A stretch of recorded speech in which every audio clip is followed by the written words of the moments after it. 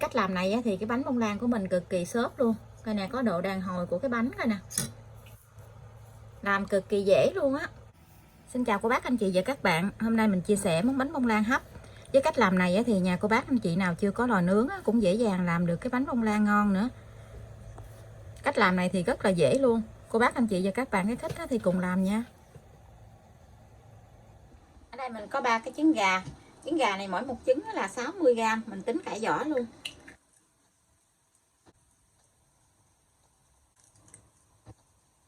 Mình đánh cùng 50g đường.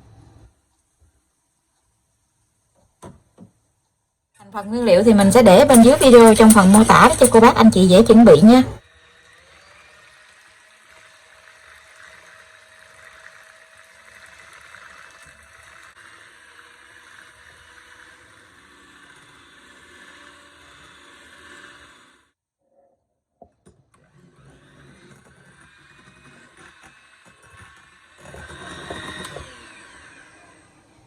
Cô bác anh chị mình đánh cái trứng này, mình dở cái que đánh trứng lên, nó có một cái đường băng ở trên cái mặt bánh gì là được nha.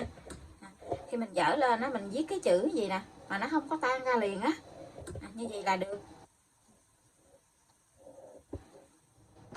Tiếp theo thì mình sẽ gây 60g bột mì số 8 vô. Bột này thì mình chia ra làm 3 lần để mình trộn vô. Mình dùng cái muỗng dẹp nè, mình trộn cho nó đều lại. Cô bác anh chị mình trộn một chiều thôi, mình trộn cho nó nhẹ nhẹ tay á. Trộn mạnh quá thì nó bị bể bọt bóng á, nó sẽ dễ bị xẹp xuống lắm.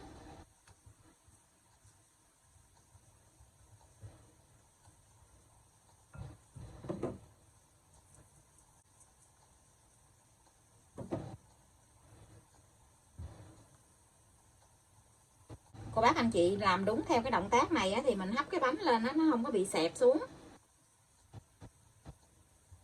Có nhiều cô bác anh chị nhà mình chưa có lò nướng thì làm cách này nè, dễ lắm.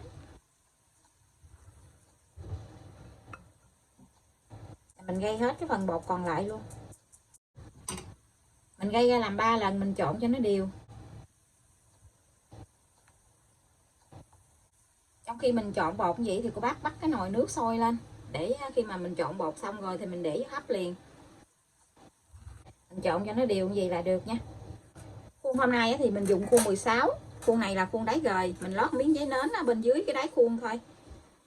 Ở xung quanh thì không cần phải thoa dầu. Mình cho bột vô.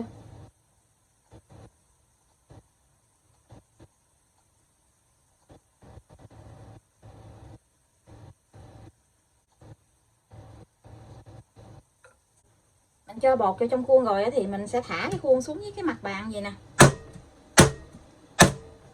để cho cái mặt bánh nó dàn đều ra. Khi cho bột vào trong khuôn rồi thì cô bác lấy miếng giấy bạc mình đậy lên trên cái mặt khuôn vậy nè, để khi mình hấp mồ hôi nó không có bị đổ xuống với cái bánh. Giờ nồi nước nó đã sôi rồi, mình cho cái khuôn bánh vô mình hấp luôn. Đậy nắp lại, mình mở lửa vừa thôi, mình hấp 25 phút nha. Trong thời gian mình hấp gì thì cô bác đừng có hạ lửa nhỏ xuống hay là tăng lửa lớn lên nha. Hoặc là mình đừng có dỡ cái nắp lên để cho cái bánh của mình nó được đều á.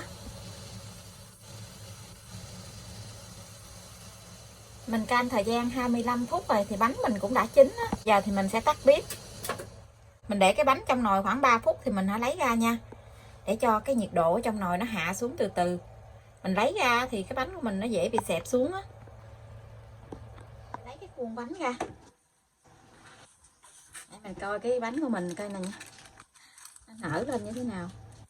Wow, coi nè, nhìn rất là đẹp luôn. Ôi, nó nở lên coi nè, thích quá chừng. Giờ mình lấy cái dĩ nè, giờ mình lật úp cái bánh này. Wow, nó còn nóng quá. Cái dĩ lưới mình lật cái khuôn lại, mình để cho nó nguội tí xíu thì mình hãy lấy ra. Cái bánh nó đã nguội rồi, mình lấy bánh ra. Thì cái bánh này mình không có thoa dầu trong khuôn á, cho nên cô bác lấy cái dao mình tách cái thành bánh ra. Cái bánh nó cực kỳ xốp luôn á. Mà mình để nguội nãy giờ mà nó không có bị xẹp mặt nè. Cô bác đừng có thoa dầu vô trong cái thành khuôn. Mình để cho cái bánh của mình nó tự leo lên trên thành khuôn á.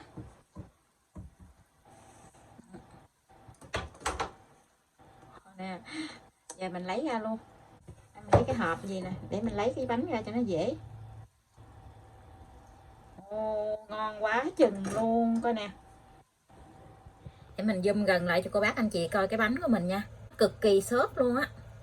Nhìn cái độ đàn hồi của cái bánh gì là cô bác thấy nó xốp cỡ nào rồi đó. Ngon ghê chưa. Để mình lấy cái miếng giấy nến ở bên dưới cái khuôn ra.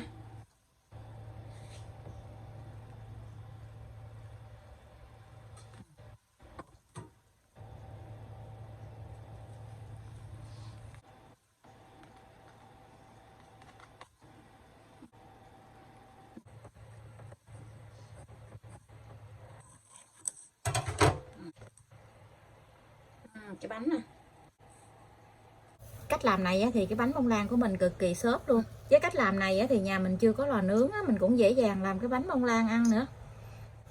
Rất là dễ làm luôn. Bây giờ thì mình xin chào tạm biệt. Hẹn cô bác anh chị và các bạn lại video tiếp theo. Cảm ơn cô bác anh chị và các bạn đã xem video của mình. Xin chào và hẹn gặp lại video kỳ tới.